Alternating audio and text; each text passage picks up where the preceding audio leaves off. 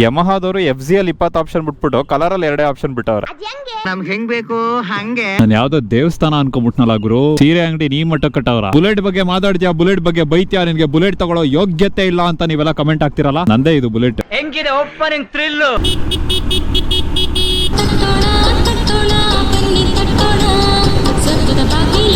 ಅದ್ ಹೆಂಗೆ ಇಷ್ಟು ಕಮ್ಮಿ ಪವರ್ ಅಲ್ಲಿ ಹಿಂಗ್ ಪರ್ಫಾರ್ಮ್ ಮಾಡ್ತದೆ ಇದು? ನಮಗೆಲ್ಲ 8-9ನೇ ಕ್ಲಾಸಲ್ಲಿ ಗಾಡಿ ಸಿಕ್ಬಿಟ್ಟಿದ್ರೆ ಏನಾಯ್ತು ಬೆರಳು? ಹೌದಾ? ಈಗ ಹೆಂಗೆ? ಇದ್ರಲ್ಲಿ ಬೇಕು ಅಂದಾಗ ಪರ್ಫಾರ್ಮೆನ್ಸ್ ಸಿಗುತ್ತೆ, ಸಾಕು ಅಂದಾಗ ಕಂಫರ್ಟ್ ಸಿಗುತ್ತೆ. ಹಾ ಹೌದು, ಆರಾಮ. Thank you. ಓ, ಟ್ಯಾಂಕ್ ಫುಲ್ಲು ಅಳ್ಳಾಡ್ತದೆ, ಪ್ಲಾಸ್ಟಿಕ್. ಆಡಿಯೋ ರೆಕಾರ್ಡ್ ಆಗ್ತಿದೆ, ನೋಡ್ತೀನಿ. ಒಳ್ಳೊಳ್ಳೆ ಡೈಲಾಗ್ಗಳು ಹೊಡೆದ್ಬಿಟ್ಟಿದ್ದೀನಿ ಇವತ್ತು. ಸ್ಟೇಷನ್ ಹೊರಗಡೆ ಗಾಡಿ ಬಿಡಿಸ್ಕೊಂಡು ಹೋಗ್ತಾವ್ರೆ, ಒಳಗಡೆ ಫೈನ್ ಕಟ್ಟಿ ಸಿಗ್ನೇಚರ್ ಆಗ್ತಾನೆ ಬಿಡಿಸ್ಕೊಂಡು ಹೋಗ್ಬೇಕು. ಇದು ಟೇಬಲ್ ಕೆಳಗಡೆ ಆಗೋ ಕೆಲಸಗಳಿರ್ಬೇಕು. ನನ್ ಗೊತ್ತು ಸರ್, ಬಟ್ ನನ್ಗೇನು ಗೊತ್ತಿಲ್ಲ ಸರ್. ಇನ್ನೊಂದು ದಿನ ಇನ್ನೊಂದು ಟಾಪಿಕ್ ಅಲ್ಲಿ ಮಾತಾಡ್ತೀನಿ, ಮಾರ್ಕೆಟಿಂಗ್ ಅಲ್ಲಿ ಹೆಂಗ್ ಸ್ಕ್ಯಾಮ್ ಮಾಡ್ತಾ ಇದಾರೆ ನಮ್ ಯೂಟ್ಯೂಬರ್ಸ್ ಅಂತ. ಬಟ್ ಇವತ್ತಿಗೆ ಈ ಗಾಡಿ ಬಗ್ಗೆ ಮಾತಾಡೋಣ. ಪೀಸ್ ಗಾಡಿ ಬ್ರೋ, 1.5 ಲಕ್ಷ, 50 ಕಿಲೋಮೀಟರ್ ಮೈಲೇಜ್ ಕೊಡ್ತದೆ. ಈಗೂ ಉಂಟಾ? ಈಗೂ ಸಾಧ್ಯನಾ? ನಮ್ಮ ರೈ ಎಸ್ಟೇಟ್ಸ್ ಅವರ ಗಾಡಿ ಕಾಣಿಸ್ತು. ಗೊತ್ತಾಗ್ಲಿಲ್ವಾ? ಟಿಪಿಕಲ್ ಕನ್ನಡಿಗ. ಊಟ ಆಯ್ತಾ? ನಾನು ಕೇಳೋದೇ ಮರ್ತ್ ಬಿಟ್ಟಿದ್ದೀನಿ. ಈಗ ಹೋಗಿ ಕೇಳಬೇಕು, ಯೂಟ್ಯೂಬ್ ನೋಡ್ತೀರಾ? ಟಿಪಿಕಲ್ ಕನ್ನಡಿಗ ಇದೆ ನೋಡಿ ಅಂತ.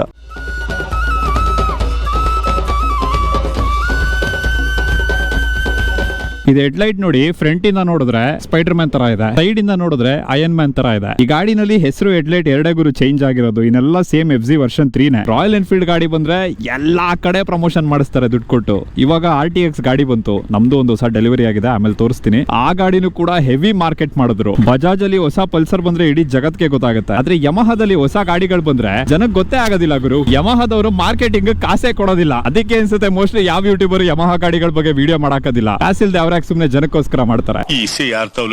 ಫ್ರಂಟ್ ಅಲ್ಲಿ 100 ಸೆಕ್ಷನ್ 17 ಇಂಚ್ ವೀಲ್ ಹಾಕಿದ್ದಾರೆ, ಬ್ಯಾಕ್ ಅಲ್ಲಿ 140 ಸೆಕ್ಷನ್ 17 ಇಂಚ್ ವೀಲ್ ಹಾಕಿದ್ದಾರೆ. ಎರಡು ಕಡೆ ಅಲಾಯ್ ವೀಲ್ ಇದೆ, ಆರೆಂಜ್ ಕಲರ್ ಪೇಂಟ್ ಕೊಟ್ಟಿದ್ದಾರೆ. ಅಂದ್ರೆ ಇವಾಗ ಇದೇನೇನಿದೆ ಇದೆಲ್ಲ ನೀವು ಕಂಪ್ನಿಯಿಂದಾನೇ ಕೊಡ್ತೀರಾ? ಕ್ರಾಶ್ ಗಾರ್ಡ್ ಬೇಕು ಅಂದ್ರೆ ಆಕ್ಸೆಸರಿ ಎಷ್ಟಿದೆ ಅದು?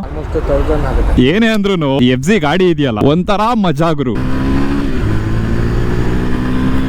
ಫ್ರಂಟ್ ಅಲ್ಲಿ ಟೆಲಿಸ್ಕೋಪಿಕ್ ಸಸ್ಪೆನ್ಷನ್ ಇದೆ, ಹಿಂದ್ಗಡೆ ಮೋನೋಶಾಕ್ ಸಸ್ಪೆನ್ಷನ್ ಇದೆ. ಆಕ್ಚುಲಿ ಅವಾಗಿನ ಟೈಮ್ ಅಲ್ಲಿ ಯೂನಿಕಾರ್ನ್ ಅಲ್ಲಿ ಮೋನೋಶಾಕ್ ಸಸ್ಪೆನ್ಷನ್ ಬರ್ತಿತ್ತು. ಆದ್ರೆ ಜನಕ್ಕೆ ಮೋನೋಶಾಕ್ ನ ಫೇಮಸ್ ಮಾಡಿದ ಗಾಡಿನೇ FZ. ಇದ್ರಲ್ಲಿರುವಂತ ಸೀಟಿಂಗ್ ಪೊಸಿಷನ್, ಇದ್ರಲ್ಲಿರುವಂತ ದೊಡ್ಡ ಟ್ಯಾಂಕ್, 90s ಅಲ್ಲಿ ಯಾರ್ಯಾರು ಹುಟ್ಟಿದೀರಾ ನಿಮ್ಗೆಲ್ಲ ಲೈಫ್ ಅಲ್ಲಿ ಒಂದ್ಸಲ ಆದ್ರೂ FZ ಓಡಿಸ್ಬೇಕು ಅಂತ ಅನ್ಸಿರುತ್ತೆ. ಅವಾಗ FZ 1000 ಹೆಂಗ್ ಕಾಣಿಸ್ತಿತ್ತು, FZ 15 ವರ್ಷನ್ 1 ಹಂಗೆ ಕಾಣಿಸ್ತಿತ್ತು. ಫ್ರಂಟ್ ಅಲ್ಲಿ ಡೇ ಟೈಮ್ ರನ್ನಿಂಗ್ ಲ್ಯಾಂಪ್ ಇದೆ, ಪ್ರೊಜೆಕ್ಟರ್ ಹೆಡ್ ಲ್ಯಾಂಪ್ ಇದೆ, ಇಂಡಿಕೇಟರ್ ಗಳನ್ನ ಕೊಟ್ಟಿದ್ದಾರೆ, ಅದು LED. ಸೈಡ್ ಅಲ್ಲಿ ಫೇಕ್ ಏರ್ ವೆಂಟ್ ಇದೆ. ಓಫ್, ಎಂತ ಗಾಡಿ ಕಾಣಿಸ್ತು ಗುರು ಕಣ್ಣಿಗೆ.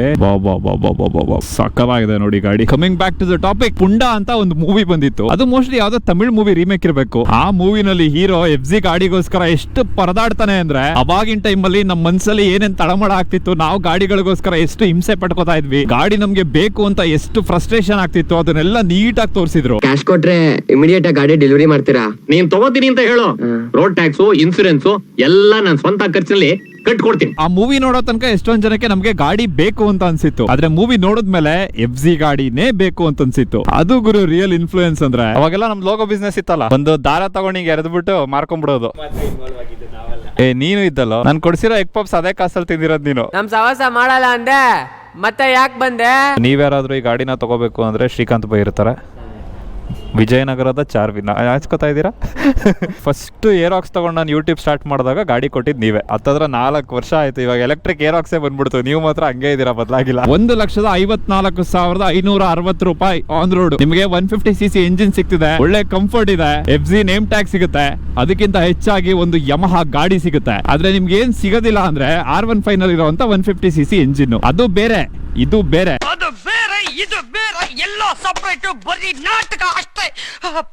ಇದು 155 ಅಲ್ವಾ, 149cc ಇಂಜಿನ್. ಇದರಲ್ಲಿ 12.2 bhp ಇದೆ, 13.3 ನ್ಯೂಟನ್ ಮೀಟರ್ ಟಾರ್ಕ್ ಇದೆ. FZ ಅಲ್ಲಿರೋದು ಲೋವರ್ ಸ್ಟೇಟ್ ಆಫ್ ಟ್ಯೂನ್ ಅಲ್ಲಿ ಇರುವಂತ ಇಂಜಿನ್. ಅದು ಗಾಡಿನ ಓಡಿಸಬೇಕಾದ್ರೆ ಫೀಲ್ ಆಗುತ್ತೆ ಗುರು, ಇದ್ರಲ್ಲಿ ಪವರ್ ಕಮ್ಮಿ ಇದೆ ಅಂತ. ಜೊತೆಗೆ ಇನ್ನೊಂದೇನ್ ಫೀಲ್ ಆಗೋದು ಅಂದ್ರೆ, ಪವರ್ ಕಮ್ಮಿ ಇದ್ರೂ ಇದ್ರ ರಿಫೈನ್ಮೆಂಟ್ ಎಷ್ಟು ಚೆನ್ನಾಗಿದೆ ಅಂತ. ಇದು ನಮ್ಮ ಮಾರ್ಕೆಟ್ ಅಲ್ಲಿ 150cc ಬೈಕ್ ಗಳ ಜೊತೆ ಕಾಂಪೀಟ್ ಮಾಡ್ತಾ ಇಲ್ಲ, 125cc ಬೈಕ್ ಗಳ ಜೊತೆ ಕಾಂಪೀಟ್ ಮಾಡ್ತಿದೆ. ನಿಮ್ಗೆ ಇದ್ರಲ್ಲಿ ಇರುವಂತ ಮೇಂಟೆನೆನ್ಸ್ ಕಾಸ್ಟ್ ಹತ್ತತ್ರ 1000 ರೂಪಾಯಿ ಬರ್ಬೋದು. ಇನ್ನ ಮೈಲೇಜ್ ಅಂತೂ ಕೇಳಲೇಬೇಡಿ, ಎಷ್ಟಾದ್ರೂ ಕಿತ್ಕೋ ಅಂತ 50 ರಿಂದ 55 ಕಿಲೋಮೀಟರ್ ಮೈಲೇಜ್ ಬರುತ್ತೆ. ಬಡ್ದಾಡಿದ್ರು ಮಿನಿಮಮ್ 40 ರಿಂದ 45 ಬರುತ್ತೆ. ಇದ್ರಲ್ಲಿರೋದು 13 ಲೀಟರ್ ಫ್ಯೂಲ್ ಟ್ಯಾಂಕ್. ಒಂದು ಸಲ ಫುಲ್ ಟ್ಯಾಂಕ್ ಮಾಡಿಸಿದ್ರೆ ನನ್ನ ರೈಡ್ ನ ಶುರು ಮಾಡಿದ್ದು ನಮ್ಮೂರು ಹೂಗೇಮಿಂದ ಬೆಂಗಳೂರಿಂದ ಹೈದರಾಬಾದಿಂದ ಮಹಾರಾಷ್ಟ್ರ, ಮಧ್ಯಪ್ರದೇಶ, ಉತ್ತರ ಪ್ರದೇಶ, ಅಲ್ಲಿಂದ ಸೀದಾ ನಾವು ಬಂದಿದ್ದು ಲಕ್ನೋ. ಫ್ಲಾಟ್ ಹ್ಯಾಂಡಲ್ ಬಾರ್ ಕೊಟ್ಟಿದ್ದಾರೆ, ಸ್ವಿಚ್ ಕೇರ್ ಕ್ವಾಲಿಟಿನೂ ಚೆನ್ನಾಗಿದೆ. ಇದರಲ್ಲಿ ಮೋಡು, ಮಿಳ್ಳೆ, ಮಿಸ್ಕೆ ಬಟನ್ ಗಳೆಲ್ಲ ನಿಮ್ಗೆ ಕಾಣೋದಿಲ್ಲ. ಏನಕ್ಕೆ ಅಂದ್ರೆ ಇದರಲ್ಲಿ ಫೀಚರ್ಸೇ ಇಲ್ಲ. ಸೀಟ್ ಹೈಟ್ ಹೆವಿ ಕಮ್ಮಿ ಇದೆ, ಎರಡು ಕಾಲ್ನು ಆರಾಮಾಗಿ ಫ್ಲಾಟ್ ಫುಟ್ ಮಾಡಬಹುದು. ಆದ್ರೆ ಸೀಟ್ ಅಗಲ ಇದೆ ಗುರು, ಕೂತ್ಕೊಂಡಾಗ ಒಂಥರ ಎಕ್ಸ್ಟ್ರಾ ಕಂಫರ್ಟ್ ಸಿಗುತ್ತೆ. ಬಟ್ ಭಯ ಆಗೋದೇನು ಅಂದ್ರೆ ಇದರಲ್ಲಿ ಇರುವಂತ ಟ್ಯಾಂಕ್ ಮೊದಲೇ ಸೀಟ್ ಇಷ್ಟ ಅಗಲ ಇದೆ, ಕಾಲ್ ಅಡ್ರಸ್ಕೊಂಡ್ ಕೂತಿರ್ತೀವಿ, ಸಡನ್ ಆಗಿ ಏನಾದ್ರು ಬ್ರೇಕ್ ಹಿಡಿದ್ರೆ ಇದರಲ್ಲಿರುವಂತ ಇಂಜಿನ್ ಬಾಂಬ್ ಆಗಿದೆ. ಸಸ್ಪೆನ್ಷನ್ ಒಂದ್ ರೇಂಜ್ ಗೆ ಕಂಫರ್ಟಬಲ್ ಆಗಿದೆ. ಈ ದುಡ್ಡಿಗೆ ಏನ್ ಕೊಡಬೇಕು ಎಲ್ಲ ಕರೆಕ್ಟ್ ಆಗಿ ಕೊಟ್ಟಿದ್ದಾರೆ. ಆದ್ರೆ ಸುಮಾರು ಜನಕ್ಕೆ ಇರುವಂತ ಕಂಪ್ಲೇಂಟ್ ಏನು ಅಂದ್ರೆ FZ ಗಾಡಿಗಳನ್ನ ಅಪ್ಡೇಟ್ ಮಾಡ್ತಾ ಇಲ್ಲ ಗುರು. ಅವಾಗ ಹೆಂಗಿತ್ತು ಇವಾಗ ಹಂಗೆ ಇದೆ, ಬರೀ ಹೆಡ್ಲೈಟ್ ಚೇಂಜ್ ಮಾಡ್ತಾರೆ, ಸ್ಟಿಕ್ಕರ್ ಚೇಂಜ್ ಮಾಡ್ತಾರೆ, ಕಲರ್ ಚೇಂಜ್ ಮಾಡ್ತಾರೆ, ಬಿಡ್ತಾರೆ ಅಂತ. ಇವಾಗಿರುವಂತ ಜಿಂಚಾಕ್ ಪ್ರಪಂಚದಲ್ಲಿ ಈ ತರ ಸಾದಾ ಸೀದಾ ಗಾಡಿಗಳು ಸೇಲ್ ಆಗೋದ್ ಕಷ್ಟನೇ. ಆದ್ರೆ ಒಂದು ಮಾತಿದೆ ಗುರು, don't fix it if it's not broken ಅಂತ. ಅರ್ಥ ಆಯ್ತು ಅನ್ಸುತ್ತೆ. ಓ, ನಮ್ ಬುಲೆಟ್ ತರ್ಸ್ಬಿಡಿದ್ಯಾ? ಹೆಂಗಿದೆ ಗುರು ನನ್ನ ಬುಲೆಟ್ 350? ಆಹಾ, ಕಂಫರ್ಟ್ ಮಾತ್ರ. ಆದ್ರೆ ಬ್ರೇಕೇ ಇಲ್ಲ. ನಾನ್ FZ ಓಡಿಸ್ಬಿಟ್ಟು ಆ ಜೋಶಲ್ಲಿ ಈ ಗಾಡಿನ ಏನಾದ್ರು ಓಡ್ಸಕ್ ಹೋದ್ರೆ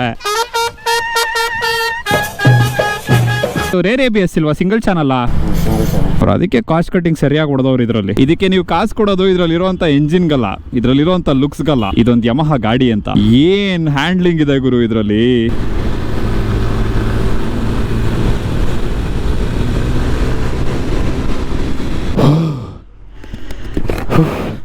ಏನಕ್ಕೆ ಉಸಿರಾಟದ ಸಮಸ್ಯೆ ಆಗ್ತಿದೆಯಲ್ಲ? ಮಾಡಿ ಇನ್ನೂ ಹೋಗೇ ಬಿಡಿ ಸರ್, ನಮ್ಗೆಲ್ಲ E20 ಫ್ಯೂಲ್ ಹಾಕ್ಸ್ಬಿಡಿ, ಪೊಲ್ಯೂಷನ್ ಕಮ್ಮಿ ಮಾಡ್ತೀವಿ ಅಂತ ಟೆಂಪೋಸ್ ಗಳನ್ನೇ ಬಿಟ್ಕೋ ಹೋಯ್ತಾವೆ. KSRTC ಅವರು ಯಾವ ರೇಂಜ್ ಹೋಗೇ ಬಿಡ್ತಾರೆ ಅಂದ್ರೆ ಹಿಂದ್ಗಡೆ ಬರ್ತಿರೋರ್ಗೆ ಮುಂದ್ಗಡೆ ಬಸ್ ಇರೋದೇ ಕಾಣೋದಿಲ್ಲ. ಸ್ಪೀಡೋಮೀಟ್ರು ಫುಲ್ ಬೇಸಿಕ್ ಗುರು. ಇದರಲ್ಲಿ LCD ಡಿಸ್ಪ್ಲೇ ಇರೋದು, ಅದು ರಿವರ್ಸ್. ಸೇಮ್ ನನ್ನ ವಾಚ್ ಅಲ್ಲಿ ಇದೆಯಲ್ಲ ಹಂಗೇನೆ. ಆದ್ರೂ ನಾನು ಯಮಹ ಫ್ಯಾನ್ ಗಳನ್ನ ಮೆಚ್ತೀನಿ. ಮಗಂದ್ ಎಂತ ಗಾಡಿ ಬಂದ್ರು ಸಪೋರ್ಟ್ ಮಾಡ್ತಾರೆ ಗುರು. ಇದು ಇವಾಗಿಂದ ಶುರು ಆಗಿದ್ದಲ್ಲ, ಹಳೆ RX ಜಮಾನ್ದಿಂದ ಶುರು ಆಗಿದ್ದು. ನೀವ್ ಹೋಗ್ಬಿಟ್ಟು ಬೇರೆಯವ್ರ ಕೈನ ಕುಯ್ದ್ರೆ ಕೆಂಪು ರಕ್ತ ಬರುತ್ತೆ, ಅದೇ ಯಮಹ ಫ್ಯಾನ್ಸ್ ಕೈನ ಕುಯ್ದ್ ನೋಡಿ ರಕ್ತನೂ ನೀಲಿ ಕಲರ್ ಇರುತ್ತೆ. ನಮ್ದು ರಾಜವಂಶ, ನಮ್ಮ ಮೈಯಲ್ಲಿ ಹರಿಯೋದು ನೀಲಿ ರಕ್ತ. ಇದ್ರಲ್ಲಿ ಎಷ್ಟು ಗೇರ್ ಇದೆ ಅನ್ನೋದೇ ಗೊತ್ತಾಗ್ಲಿಲ್ಲ. 1 2 3 5 ಅಲ್ವಾ? ಸುಮಾರು ಜನಕ್ಕೆ ಗಾಡಿಯಲ್ಲಿ ಕಾಣಿಸುವಂತ ಮೇಜರ್ ಡ್ರಾಬ್ಯಾಕ್ ಏನು ಅಂದ್ರೆ ಇದ್ರಲ್ಲಿರುವಂತ ಪವರ್ ಫಿಗರ್ಸ್. ಹೌದು, ನಾನು ಒಪ್ಕೋತೀನಿ, ಇನ್ನೊಂದು 2-3 BHP ಜಾಸ್ತಿ ಕೊಡ್ಬೋದಿತ್ತು ಇವರು, ಅಟ್ಲೀಸ್ಟ್ ಒಂದು 15-16 BHP ಕೊಡ್ಬೋದಿತ್ತು ಅಂತ. ಬಟ್ ಅದೇ ಈ ಗಾಡಿದು ಬ್ಯೂಟಿ ಗುರು. ಅಫೋರ್ಡೆಬಲ್ ಪ್ರೈಸ್ ಅಲ್ಲಿ ಒಂದು ಸ್ಮೂತ್ ಪರ್ಫಾರ್ಮೆನ್ಸ್ ಇವ್ರು ಕೊಡ್ತಾ ಇದಾರೆ ಅಂದ್ರೆ ಪ್ರಾಬಬ್ಲಿ ಅದು ಇದ್ರಲ್ಲಿ ಇರುವಂತ ಇಂಜಿನ್ ಸ್ಪೆಸಿಫಿಕೇಶನ್ಸ್ ಇಂದಾನೆ. ಇದೆಲ್ಲ ಜಾಪನೀಸ್ ಡಿಸೈನ್ ಗಳು ಹೆಂಗೆ ಅಂದ್ರೆ ಎಲ್ರಿಗೂ ಇಷ್ಟ ಆಗೋದಿಲ್ಲ. ನೋಡಿದ ತಕ್ಷಣ ಇದೇನ್ ಹಿಂಗಿದೆಯಲ್ಲ ಅನ್ಸುತ್ತೆ, ಆದ್ರೆ ಹೋಗ್ತಾ ನಿಮ್ಗೆ ಅರ್ಥ ಆಗುತ್ತೆ. ಜಾಪನೀಸ್ ಗಾಡಿಗಳನ್ನ ಯಾವತ್ತೂ ಜನರಿಗೆ ಚೆನ್ನಾಗಿ ಕಾಣಿಸ್ಲಿ ಅಂತ ಡಿಸೈನ್ ಮಾಡೋದಿಲ್ಲ, ಗಾಡಿ ಚೆನ್ನಾಗಿ ಫೀಲ್ ಆಗ್ಲಿ ಅಂತ ಡಿಸೈನ್ ಮಾಡ್ತಾರೆ. ಸಿಂಪಲ್ ಆಗಿ ಹೇಳ್ಬೇಕು ಅಂದ್ರೆ ಈ ಜಾಪನೀಸ್ ಗಾಡಿಗಳು ನಮ್ಮ ಮೈಸೂರು ಇದ್ದಂಗೆ, ಎಕ್ಸ್ಟ್ರಾ ಏನು ಎಫರ್ಟ್ ಹಾಕೋದ್ ಬೇಡ ಗುರು. ಯಾವ ಮೂಲೆಯಿಂದ ನಿಂತು ನೋಡಿದ್ರು ಸ್ವರ್ಗ ತರಾನೇ ಕಾಣುತ್ತೆ. No comments. ಮೊನ್ನೆ ತನಕ FZ ಅಲ್ಲಿ ಒಂದು 30 ಗಾಡಿ ಇತ್ತು, ಆದ್ರೆ ಇವಾಗ FZ ಅಲ್ಲಿ ಇರೋದು ಒಂದು 3-4 ಮಾಡೆಲ್ ಅಷ್ಟೇ. FZ ರೇವ್ ಇದೆ, ವರ್ಷನ್ 4 ಇದೆ, ಹೈಬ್ರಿಡ್ ಇದೆ, ಪ್ರಾಬಬ್ಲಿ FZ 25 ಇತ್ತು, ಈಗ ಇದೆಯಾ ಇಲ್ವಾ ಗೊತ್ತಿಲ್ಲ. ಏನ್ ಅರ್ಥವೇ ಆಗ್ತಿಲ್ವೇ ಈ ಕೇಸು. ಯಮಹ R3 ಡಿಸ್ಕಂಟಿನ್ಯೂ ಆಗ್ಬಿಡಿದೆ, MT-03 ಸ್ಟಾಕ್ಸ್ ಗಳು ಇರೋ ತನಕ ಇರುತ್ತೆ ಅಷ್ಟೇ. FZ 25 ಕಾಣಿಸ್ತಾ ಇಲ್ಲ ನನಗೆ. ಸೊ ಇವಾಗ ಯಮಹ ಇಂಡಿಯಾದಲ್ಲಿ ಇರೋಂತ ಹೈಯೆಸ್ಟ್ ಕೆಪಾಸಿಟಿ ಮೋಟರ್ ಸೈಕಲ್ ಅಂದ್ರೆ MT-15 R15. ಗುರು, ಇದೆಂತ ತಮಾಷೆ ಹೇಳಿ. ಬೇರೆ ದೇಶಗಳಲ್ಲಿ ಯಮಹ ಅಂದ್ರೆ ಜನಕ್ಕೆ ನೆನಪಾಗದೇನೆ 600cc ಗಾಡಿಗಳಿಂದ, R6, R1, R1M. ಆದ್ರೆ ನಮ್ ದೇಶದಲ್ಲಿ ಮ್ಯಾಕ್ಸಿಮಮ್ ಪರ್ಫಾರ್ಮೆನ್ಸ್ ಕೊಡ್ತಾ ಇರೋದೇ R15. ಲೈಟ್ ನೋಡಿದ್ದು ಮೊನ್ನೆ ಅಲ್ಲಿ ಎಲ್ಲ ಗಾಡಿ ಕೊಡ್ತಾರೆ ಅಂದಾಗ ಇದೆಲ್ಲ ಸಹಜ. ಇದೊಳಗೆ ಕತ್ತರಿಸಿರೋ ಬಾಳೆಹಣ್ಣು ತರ ಇಲ್ವಾ? ಕರಪ್ಷನ್ ನಡೀತಿದೆ ಗುರು ಅಂತ ಹೋಗಿ ಗೌರ್ಮೆಂಟ್ ಅವರಿಗೆ ಕಂಪ್ಲೇಂಟ್ ಕೊಡೋಣ ಅಂದ್ರೆ ಗೌರ್ಮೆಂಟ್ ಅವರೇ ಕರಪ್ಟ್. ಈ ತರ ಕರಪ್ಷನ್ ಇರುವಂತ ಸೊಸೈಟಿಯಲ್ಲಿ ಅನ್ವಾಂಟೆಡ್ ಟ್ಯಾಕ್ಸ್ ಗಳನ್ನ ಕಟ್ಕೊಂಡು, ಕೆಡ್ದಾಗಿರುವಂತ ರೋಡ್ ಮೇಲೆ ಜೀವನ ಮಾಡ್ಕೊಂಡು, ಗಾಡಿಗಳಿಗೆ ಪ್ರಾಪರ್ ಫ್ಯೂಲ್ ಇಲ್ಲ ಅಂದ್ರೆ E20 ಫ್ಯೂಲ್ ಗಳನ್ನ ಹಾಕೊಂಡು, ಆಫೀಸ್ ಅಲ್ಲಿ ಮ್ಯಾನೇಜರ್ ಕೊಡುವಂತ ಟೆನ್ಷನ್ ನ ತಡ್ಕೊಂಡು, ಮನೆ ಜವಾಬ್ದಾರಿಗಳನ್ನೆಲ್ಲ ಹೆಗ್ಲ ಮೇಲೆ ಹೊತ್ಕೊಂಡು ಒಬ್ಬ ಮನುಷ್ಯ ಒಂದ್ 5-6 ವರ್ಷದಲ್ಲಿ ಕಷ್ಟಪಟ್ಟು 1.5 ಲಕ್ಷ ಜೋಡಿಸಿ ಈ ತರ ಗಾಡಿಗಳನ್ನ ತಗೊಂಡು ಇವತ್ತಿಗೂ ಓಡಿಸ್ತಾ ಇದ್ದಾನೆ ಅಂದ್ರೆ ಅರ್ಥ ಮಾಡ್ಕೊಳ್ಳಿ ಈ ಗಾಡಿಗಳು ಎಷ್ಟು ಖುಷಿ ಕೊಡುತ್ತೆ ಅಂತ.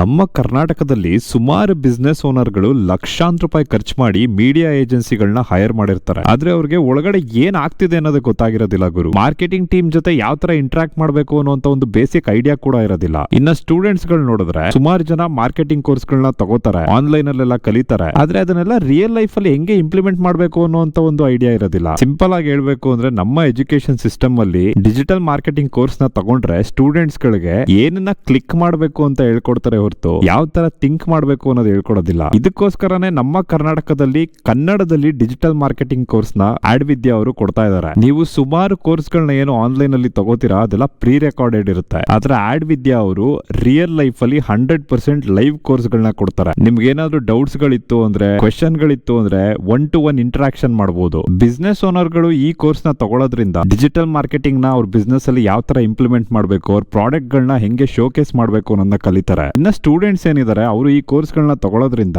ಒಂದು ಮೇನ್ ಸ್ಟ್ರೀಮ್ ಅಲ್ಲಿ ಹೈ ಇನ್ಕಮ್ ಜಾಬ್ ಗೆ ಅವರು ಸೇರ್ಕೋಬಹುದು, ಇಲ್ಲ ಅಂದ್ರೆ ಸೈಡ್ ಹಸಲ್ ತರಾನು ಯೂಸ್ ಮಾಡ್ಕೋಬಹುದು. ನಿಮಗೂ ಏನಾದ್ರೂ ಕನ್ನಡದಲ್ಲಿ ಡಿಜಿಟಲ್ ಮಾರ್ಕೆಟಿಂಗ್ ಕೋರ್ಸ್ ನ ಕಲಿಯುವಂತ ಆಸಕ್ತಿ ಇದ್ರೆ ಆಡ್ ವಿದ್ಯಾ ಅವ್ರನ್ನ ಕಾಂಟ್ಯಾಕ್ಟ್ ಮಾಡಿ. ಇವ್ರದ್ದು ಇನ್ನೊಂದು ಮೇನ್ ಅಡ್ವಾಂಟೇಜ್ ಏನು ಅಂದ್ರೆ ನಿಮ್ಮ ಕೋರ್ಸ್ ಮುಗಿದ ಮೇಲೂ ಕೂಡ ಇವರು ನಿಮ್ಗೆ ಗೈಡ್ ಮಾಡಕ್ಕೆ ಕಂಟಿನ್ಯೂ ಮಾಡ್ತಾನೆ ಇರ್ತಾರೆ. ಏನಕ್ಕೆ ಅಂದ್ರೆ ಕೋರ್ಸ್ ಕೊನೆ ದಿನ ಲರ್ನಿಂಗ್ ಅನ್ನೋದು ನಿಲ್ಲೋದಿಲ್ಲ. ನೀವು ಎಷ್ಟು ದಿನ ಕಲಿಬೇಕು ಅಂತ ಅನ್ಕೋತೀರಾ ಅಷ್ಟು ದಿನ ಇವ್ರು ನಿಮ್ಗೆ ಕಲಿಸ್ತಾನೆ ಇರ್ತಾರೆ. ಇವತ್ತು ನಾನು ವಿಡಿಯೋ ಮಾಡ್ತಾ ಇರೋದು 8ನೇ ತಾರೀಕು ಸೋಮವಾರ. ನಾನು ಈ ವಿಡಿಯೋನ ಎಡಿಟ್ ಮಾಡಿ ಗೋವಾಗೂ ಹೋಗ್ಬೇಕು. ಏನಕ್ಕೆ ಅಂದ್ರೆ ಗೋವಾದಲ್ಲಿ ಒಂದು ಗಾಡಿ ಲಾಂಚ್ ಇದೆ. ನನಗೆ ಇನ್ ಪರ್ಟಿಕ್ಯುಲರ್ ಆಗಿ ಈ ಕಲರ್ ಇಷ್ಟ ಆಯ್ತು. ರೆಡ್ ಸಕಲಾಗಿ ಕಾಣುತ್ತೆ. ಬ್ಲ್ಯಾಕ್ ನ ಹೆಂಗ್ ಬಿಡಕ್ಕಾಗತ್ತೆ ಗುರು. ನಾನಿವತ್ತು ಓಡಿಸ್ತಾ ಇರೋದು ಈ ಗಾಡಿ. ನನ್ನನ್ನ ಒಂದು ಕಂಪನಿಯವರು ಲಾಂಚ್ ಇವೆಂಟ್ ಗೆ ಕರೆಸ್ತಾ ಇದಾರೆ ಅಂದ್ರೆ ಅರ್ಥ ಮಾಡ್ಕೊಳ್ಳಿ ಅವ್ರಿಗೆ ಆ ಗಾಡಿ ಮೇಲೆ ಎಷ್ಟು ನಂಬಿಕೆ ಇದೆ ಅಂತ. ನಾನು ದುಡುಕಬಾರ್ದಾಗಿತ್ತು.